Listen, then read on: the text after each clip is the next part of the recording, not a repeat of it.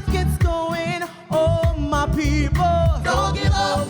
After the rain, no giving in, yeah. Wonderful rendition from Ashe Dance Group as we kickstart our Sunday edition of Jamaica Magazine. Welcome. I'm your host, Adrian Atkinson. So glad you could join us. In the words of Corrie ten Boom, worrying doesn't empty tomorrow of its sorrows. It empties today of its strengths. So whatever it is that you're going through today, remember, this too shall pass. We'll see you on the other side of this break.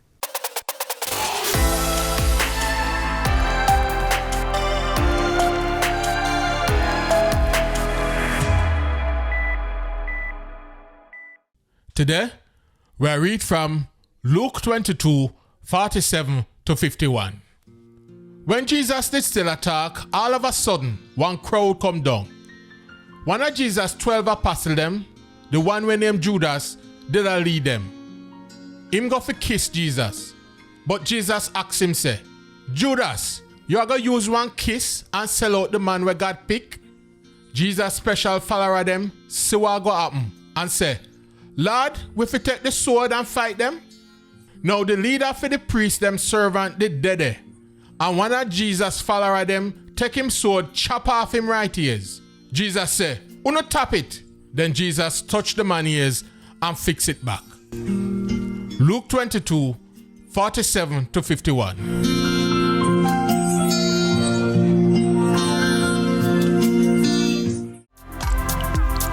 Virgin, the road signs make the traffic environment safe. The green light means go. Red means stop. Amber also means stop. Yeah man, it don't mean you must speed up. And get this, even if the light's on green, when the traffic is thick, don't bother move off and block the intersection. And please, don't stop on a pedestrian crossing.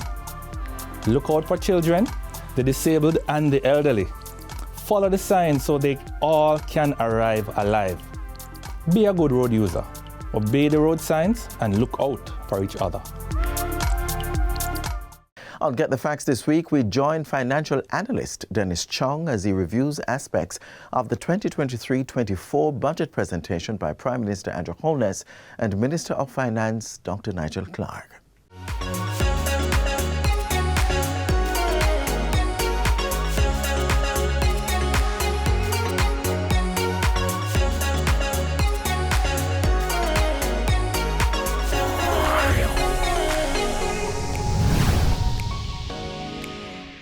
Welcome to Get the Facts, the program that provides you with information on government's policies and initiatives. I'm Theodore Henry. On today's program, we will be reviewing aspects of the 2023-2024 budget presentation by Prime Minister Andrew Holness and Minister of Finance Dr. Nigel Clark. Now, it's a lot to unpack, and sharing in the conversation is financial analyst Dennis Chung. Welcome to the program, Mr. Chung. Thank you. How are you doing? All right, good. Great to have you here, and let's just jump right into getting the facts. Let's start with the country's overall performance, growth for all of 2022. What's your view? What's it looking like? I think that the country has been growing at a rate that was expected to come back to the pre-pandemic levels. So other countries in the world would have gotten back to this point quicker than us. But our economy is somewhat sluggish. But I think that the government did fairly well to manage this situation, because doing all of this recovery within the context of the challenges that we face, the headwinds we face, and then also there was also a global issue with the inflationary environment. I think that they did very well. And coming out at the back of this also, which I think was more telling in terms of how well they did, is that we were still able to get our debt to GDP ratio down. And that, I think, was the most critical thing that came out of this, that even after the ravages that we saw during the pandemic years and the inflationary environment, we still managed to do the fiscal accounts in a responsible way. And that for me is the biggest accomplishment. All right. You mentioned headwinds. You spoke of the COVID-19 pandemic. You spoke of the inflationary environment. And I know we're going to talk about a few more of the headwinds that we're facing. But let's talk about what they did. What is your view on the policies or the decisions that have been taken over the period to improve our economic recovery? And you can mention some standout ones if you'd like.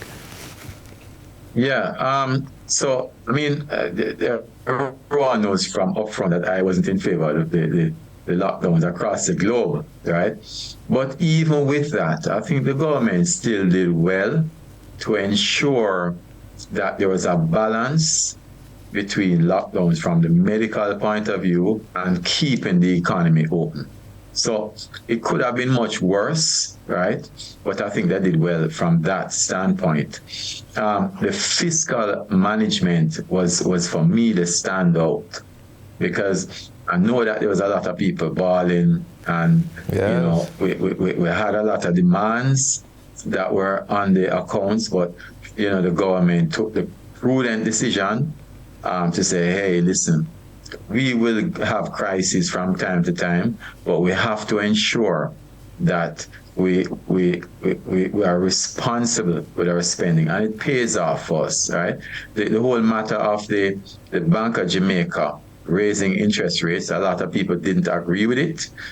I supported the decision, because if they didn't do that, inflation and certainly the exchange rate would have been much higher. And then coming out of it, just managing the whole transition to a more productive economy, which is not difficult, which is difficult. Yes. Sorry. Then that those for me were the standouts, in terms of how it was managed, and as a result of that, we're in a very good fiscal position, and we're poised to grow. And we've seen the growth to carry us back to the pandemic levels. And what we need to do now is manage from this point forward to ensure that we continue our growth path, which is going to be a lot more difficult, because we're back at the level we're used to, and normally we're eking out a 1 to 2% growth. The challenge is going to be, how can we get beyond that going forward, and how can we spread it around to everybody? All right. Now I'm going to put you in a bit of a hot seat position. I want to touch the Prime Minister's presentation, but before that, I want to summarize the Finance Minister's budget presentation. He said a lot, and I'm asking you, can you give us a summary of that? I think that the Finance Minister's presentation was good, as usual. You're right, he did say a lot, but at the end of the day, what I walked away from it with is that we have been fiscally responsible, right? So a lot of people are talking about no new taxes, and the amount of money that we're going to be putting in certain things. But for me, most importantly, is the fact that we were fiscally responsible, and we're seeing the debt to GDP come down. So what that meant, and it came out in the Finance Minister's presentation, is that because of that fiscally responsible action, we now have more money to put into capital projects. So it emphasizes to me that the emphasis is going to be on developing infrastructure, which is critical for productivity. So you could see that the trend on productivity emphasis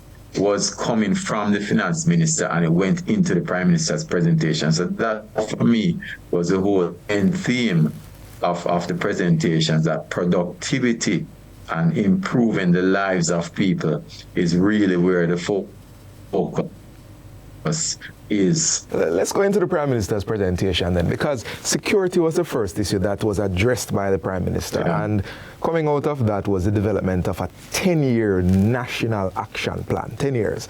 Now, how can we ensure that we get this right? And what will the benefits in the 10 years is a long time, but what will the benefits in the near to medium term, going into the long term, look like? How people want to see that something is happening? Yeah, so the Prime Minister spoke about the long-term plan, long-term vision, right, which I agree with. Investment in the infrastructure of the police force, the investigative capacity of the police force, and we've seen some benefits of that. Look at the trials in terms of the gangs that came out, right? Look at the fact that we're having greater legislation in place now for the Road Traffic Act, for example, which has taken a very long time. We're upgrading the laws in terms of penalties for persons found with guns, and those things are a part of the rollout. And I think that, although we've seen one or two flare up in violence, I think that if we continue on that path and put in place real punitive action, for persons who break the law, then I think that we're going to see an improvement. The challenge that we have is that we've had such a bad culture in terms of law and order. It's going to take some time to change it, but you see the improvement happening in the police force, right? One of the challenges we have, for example, is that irrespective of how good a police force is, the informal settlements is a problem. You can't monitor them properly, and therefore I'm looking at something like NIDS. When NIDS come out, that should help us. But I think we also need to look at how we can develop the infrastructure in these informal settlements, and make them a little more formal.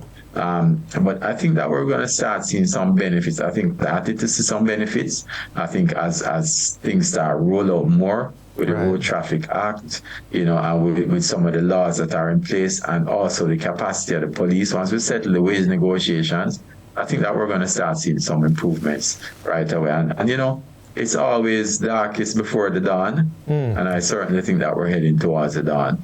All right.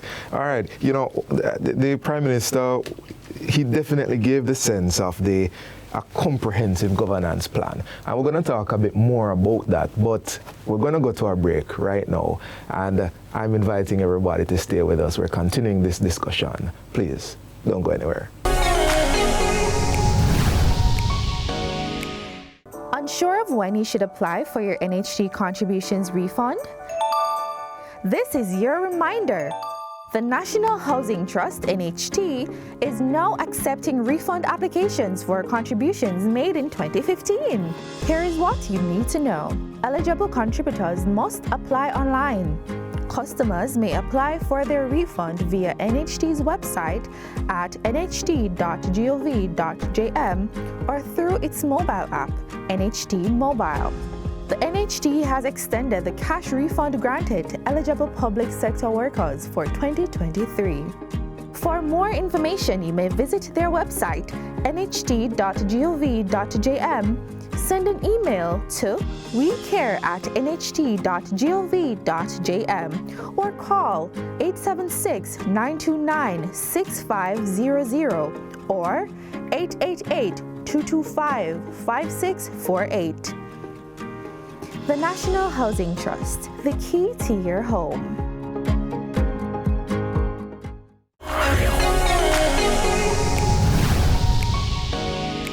Welcome back to Get the Facts. We are reviewing aspects of the 2023-2024 budget presentation by Prime Minister Andrew Holness with financial analyst Dennis Chung.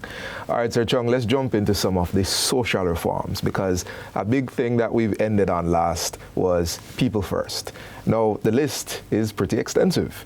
An increase of minimum wage, $13,000 per 40-hour work week, $14,000 weekly for industrial security guards, pension, $3,000. NHT benefits were increased for single and joint applicants. There was the bit about student loans, PATH applicants and PATH students not needing guarantors. Internships, PPV operators had fees waived, that sort of thing. The list goes on and on. People first. What do you think is the outcome of all of this coming together? All right, so I like all of them, particularly the ones about the PATH, students not needing a guarantee, the increase in pensions, the increase in home benefits from NHT, those in particular I like. The others, a lot of people talk about the minimum wage, but for me, that is more productivity that's going to drive that, right, in terms of benefits. But as a short-term measure, I think it's very good. Government has to ensure that at least the minimum wage that you're offering to people is consistent with what you consider the subsistent that people need to live. But what it shows is, number one, that the fiscal management has been paying off, because we can't afford to do all of these things and not be running up a fiscal deficit, which means that there has been prudent fiscal management. The second thing, though, is that what it is showing is that efforts are being made now to level the playing field and give people more opportunities. If we did not make the sacrifices before, we would not be in the position that we are in now to do this, right, without running into a fiscal crisis again. So I believe that the presentation is saying, hey, we have done all of this and we are now in a position, because we're paying less in terms of debt charges, debt to GDP, and we are in a position now to actually level the playing field and do it on a sustainable basis, not a one-time basis, but a sustainable basis. And that, for me, is the important message that comes out of this. So it's all about fiscal management and fiscal prudence, that is causing all of this. And therefore, I expect that if we continue on the path that we're on, we're going to be able to do even more and create more opportunities for people to better themselves. And that's how you grow societies. That's how you make sure that people are better off in societies, by ensuring that you make the early sacrifices to get a greater benefit in the future, rather than what we were doing before for a very long time in this country, is basically spending money before we earn it. What we're saying now is, let's earn it first and then we spend it, which is the way for us to go. Understood. Infrastructure development was part of it as well, and this one had a bit of a mixed reaction, I think. People were maybe a little ambivalent towards it. What can I get now? Infrastructure is something a little further down the road, at least. But how do you see this factoring in? Infrastructure development is very, very, very important. If we have good roads, for example, it means that people can move around quicker. It means that you'll have less traffic on the road, which means greater productivity. Greater productivity means more money in your pocket, right? If we have good infrastructure, the Prime Minister mentioned the fact that we've had a drought and we've not really had a big water problem. Why? Because we invested a lot in the NWC pipes, right? If we did not do that, we'd have a problem. Infrastructure development, again, we need to ensure that we have proper drainage, because when we don't and we have the heavy rains, it causes a whole lot of untold damages and reduction in productivity. So infrastructure is key, right? It's like thing about the story about the man who built his house on the sand and one who built it on the rock. The rock is the infrastructure. If you have poor infrastructure, your house is going to fall down because it's on the sand. So we have to ensure that we build a proper, strong, sustainable infrastructure system, on the rock. And I think that is what we're doing with all of these things. Road networks. If we have good farm roads, for example, it costs the farmer less for the produce to come to market, which means that the cost is passed on to us. So we have lower prices to pay. If we have a good irrigation system, which he spoke about, right, that we need better irrigation in St. Elizabeth, which we've been talking about for a long time in this country, then it means that prices are not going to go up because production is not going to be cut, when there is a drought, because we have the infrastructure to ensure that we're still productive. So infrastructure contributes to good productivity, and therefore, it's key for growing. I really appreciate the point-to-point comparison that you just made, because that really does help people to see it not from the perspective of something that doesn't directly affect me, but as something that is a comprehensive part of all of us rising. Now, we're in the tail end of our interview, and I just want to give you a few minutes to summarize the Prime Minister's budget presentation and highlight your key takeaways just before we close. Yeah, so the Prime Minister's presentation, I think, was very good, because for me, it's speaking to something that I've been speaking to for a long time, right?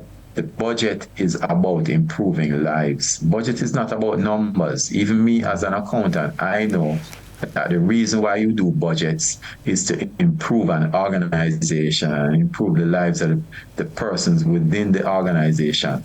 And that is what I think the focus of the Prime Minister was, and why for me, it was a very good presentation, even better than the finance ministers from that perspective, right? Because I think that it was about looking at the lives and how we can improve the lives. What I would have loved to hear, and I did not hear, is the whole matter of the public transportation system improvement, because that for me is critical. I think that is going to be addressed in the sectoral debate based on certain things I've heard in the news, like, a new school bus for Old Harbour High, right? Yes. But if you can move people around efficiently, that's the greatest production that you can get. Right. And that's what I'd have loved to hear. But, the fact is that overall it was a good presentation. All right, thank you so much for that summary. People first. This has been Get the Facts. Our guest was financial analyst Dennis Chung. Thank you so much for speaking with us, Mr. Chung. And thank you for watching. Until next time, I'm Theodore Henry. Take good care.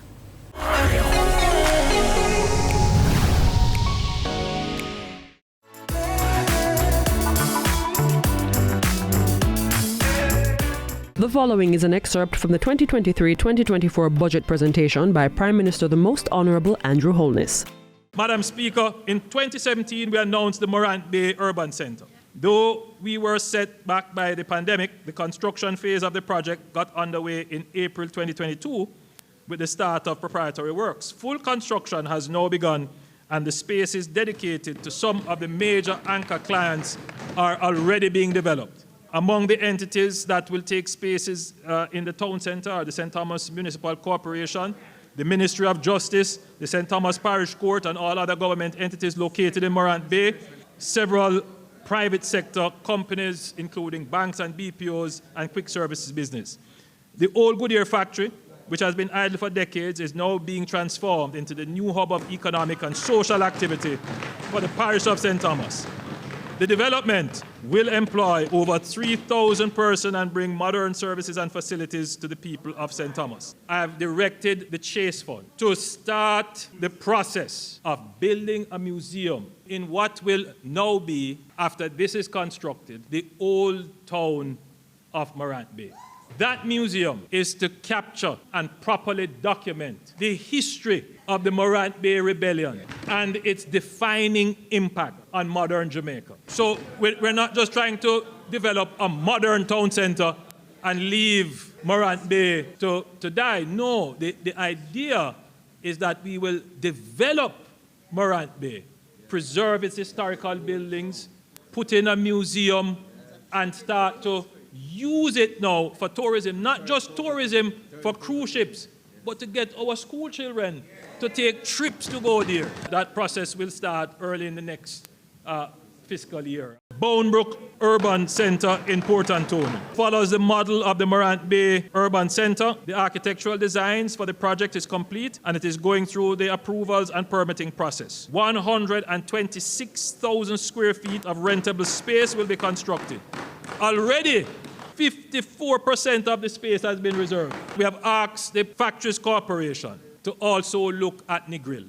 Negril is one of our premier tourist destinations, and it is in need of a comprehensive plan to realize its potential. Within the upcoming fiscal year, we will present a comprehensive development plan, which will include an international airport, a public beach park, a craft village, and with the help of the United Nations Environment Programme, UNEP, a restored Royal Palm Reserve. Negril is without any major commercial, industrial, or civic complexes. I have tasked the FCJ with developing an urban centre for the town similar to Morant Bay and Bonebrook. The FCJ has identified land strategically located in the town centre, and we have started consultations with the relevant stakeholders regarding its use.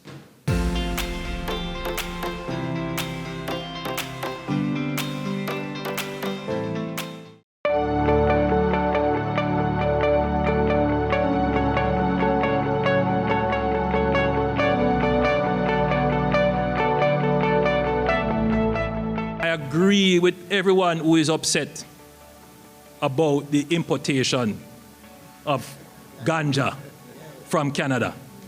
Before it was popular, we were the ones in the struggle.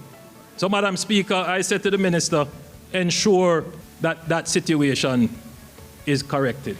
Madam Speaker, the Minister may not be at fault, but he is responsible. One of the things that it has taught us is that this industry, we need to pay special attention to it. It has great potential, and Madam Speaker, yes, the legal rules and the conventions place restrictions on it, but more needs to be done for the development of the cannabis industry. And I know that the Minister is going to pay special attention and put special effort into getting that industry back up to the point, Madam Speaker, where we don't need to even consider importing from any other country. Whatever strains and special strains they are, they can be grown right here. We stand with all Jamaicans in solidarity, together. Let us keep pushing forward, together, to realize the glorious potential of our blessed land.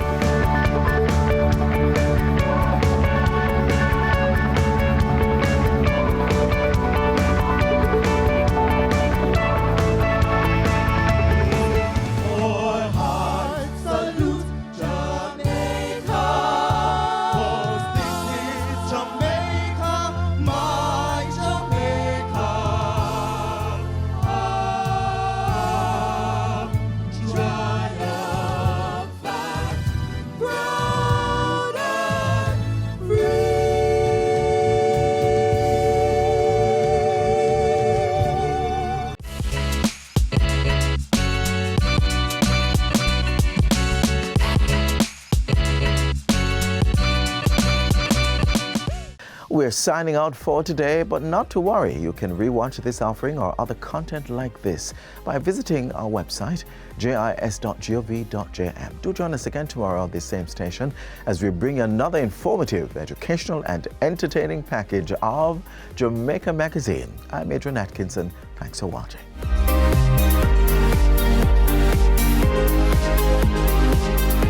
This has been a production of the Jamaica Information Service, the voice of Jamaica.